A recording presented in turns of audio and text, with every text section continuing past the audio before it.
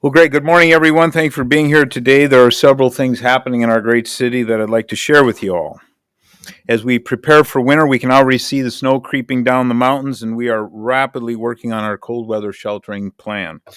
The Anchorage Health Department has been working tirelessly to make sure we have the resources needed to provide adequate shelter in the coming months.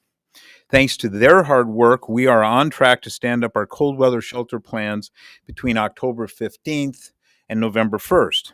At last week's Assembly meeting, the Assembly voted to look into the now vacant, solid waste system admin building as a temporary shelter. If this is approved, it will provide an extra 150 beds for our homeless fellow citizens this winter. Next on the agenda this morning is the announcement of a few staffing changes. First off, I would like to announce the departure of OMB Director Courtney Peterson. In October, Courtney will be transitioning to the Community Development Department to be the Public Works Administration Manager. Courtney has been an invaluable member of this administration and my team. Her leadership and expertise will be greatly missed in my office, but I wish her the best in her next endeavor. A couple years ago, when I recruited Courtney to be the OMB director, she kept saying no, and I put the pressure on. And then at one point on one of my stationery, I just wrote the word down, yes. And I says, Courtney, at some point, yes, and you're going to hand this to me, and the job will be yours. And a short time thereafter, she handed it to me, and I stuck it under the glass of my desk. And today, I think I'm going to return it to her because it's her chance to move on to bigger and better things within the city. So we're real proud of her and very thankful to her for all that she's done. My only serious complaint about her is, quite frankly, she's a Vikings fan, and I'm a Green Bay Packer fan. But we were able to work together for a couple years in spite of that problem. So. Anyways, next I'm happy to announce the appointment of our new Chief Fiscal Officer, Alden Thurn. Alden has been with the municipality for 8 years and has been acting as CFO since May. He has proven to be an incredible asset to the MOA over the years and has accomplished some major wins recently. To name a few, he led the initiative to secure $77 million in reimbursements from FEMA and State of Alaska for COVID expenditures. This is in addition to the $1.2 million reimbursed for 2018 earthquake expenditures. Additionally, Alden was critical in getting the Terminal 1 of the Port of Alaska design and surcharge and tariff concept passed by the Assembly and contributed to the MOA purchase of the Downtown Police Department building. These are incredible wins for the municipality, and I am excited to have Alden as CFO pending the Assembly's confirmation, which we anticipate in early October. And now I'd like to invite Alden up to the podium to say a few words. Thank you, Mayor. I'm very appreciative of Mayor Bronson's support over the last 5 months in this acting CF role, where we've been able to accomplish many of the initiatives that he just spoke about. I'd also like to thank him for his continuing confidence in me in this role moving forward.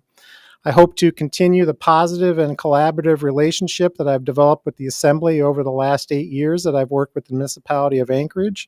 And I really look forward to working with the administration and the various departments to meet the financial needs of the MOA for the benefit of the citizens of Anchorage. So I'm really pleased to accept this opportunity, and I thank the mayor graciously for this giving it to me. Thank you. Great. Thanks, Alden. And I guess with that, I'd like to open it up to questions. Yeah, Wesley Early, Alaska Public Media. So yesterday, the Assembly approved a $250,000 contract with a law firm to represent the city in the case of Ms. Demboski against the city. I know that the same law firm has been retained in a separate lawsuit, I believe earlier this month, from Benedict Galligan, who's also suing the city. And I understand it's because the Department of Law is fairly short-staffed. I think they're at like 50% capacity.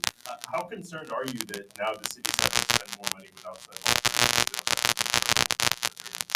Well, we're working actively. Both the chief of staff and I are working actively to recruit more attorneys. This has been going on for quite a while, and we've turned the corner. I think today I signed a letter to hire another attorney, and we've been doing quite a few of those. One of the challenges is with the issue of lawyers and all employees across is that the state and the corporate world pay more. And I've directed a citywide HR to do a citywide salary survey, and from that, which we hope will be completed soon, we can get to the point where we can start paying more competitively our municipal employees. So that's the source of this problem. From parks to recs to the law department to the police department, we're having a hard time recruiting and retaining, and I think we're simply going to have to start paying some of these strategically, some of these departments more. Yeah,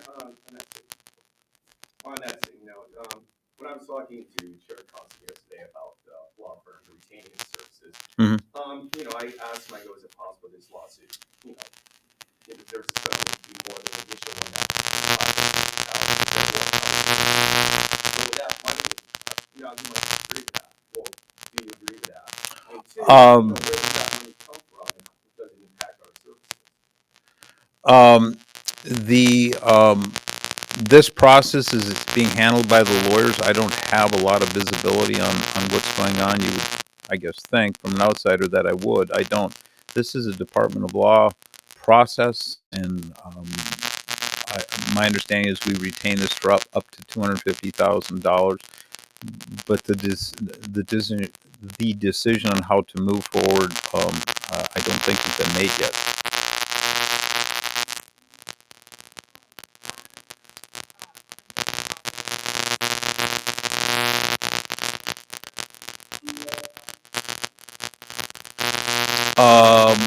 I haven't spoken with Mark in a while.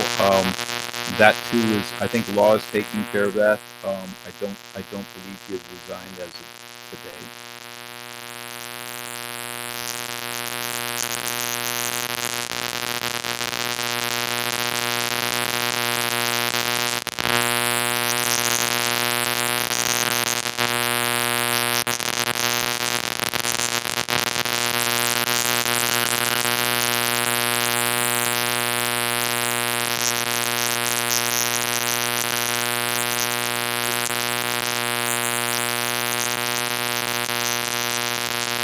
Well, there's two different challenges there. Quite frankly, across the country, every police department in the country is facing this challenge. And where it stems from, it isn't just money. It comes from this movement called just defund the police.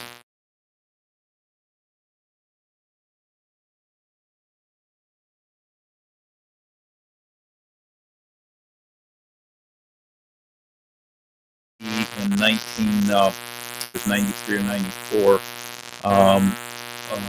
our first session, people taking that day one written test, and now that opening group is minuscule. So the pool, people, young men, we're not. We get ridiculed on the street. That doesn't happen here in Anchorage, but it impacts us because nationwide that sentiment against the police is there. Now to the issue of we lost 3 accountants in the CFO's chain of command, and that was difficult. And Alden can comment on, but I think all 3 of them. If you want to comment, I don't remember where they went. I think as the mayor has already talked about, salaries is a difficult thing, given what the state's paying and so forth. We actually lost more than half of our accounting department earlier this year.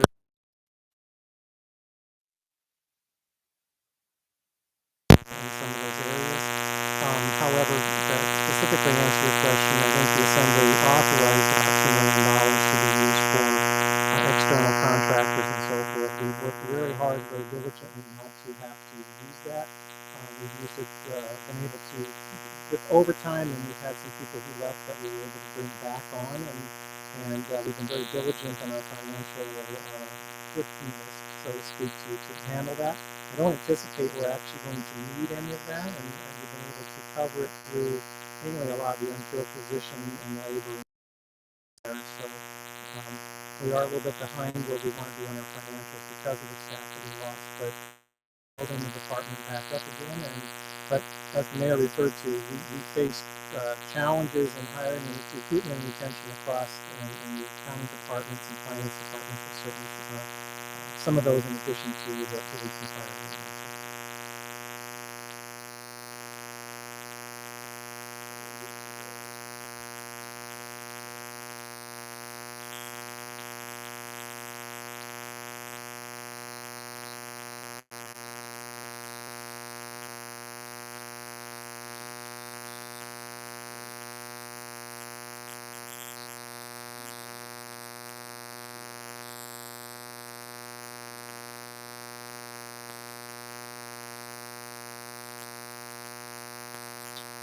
I'm going to let Alden comment on that because that ARPA money, FEMA money, that's a complex thing, and he's been at the absolute center of that for a long time.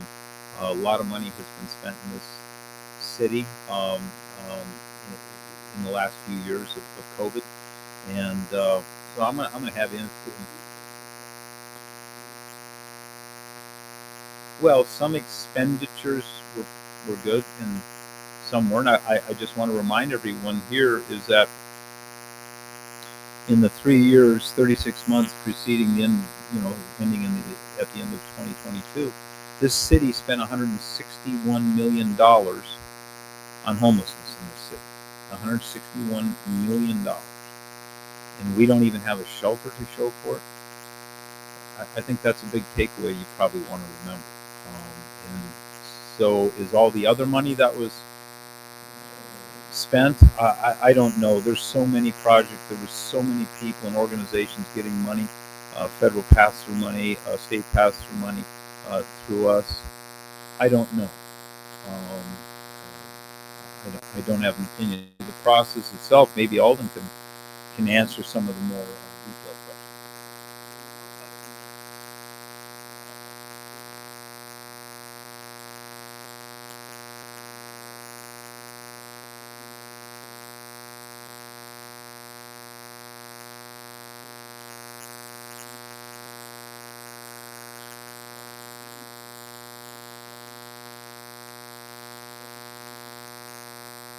Well, I'll give a little bit of history as you remember here. I mean, the assembly was really the one who appropriated all the different projects and so forth across a little over $103 million that was out there. So most of that money has been either used or sent out to the sub-recipients. We may have one or two left, but so what you're going to be seeing in the community is that money is out there and being used.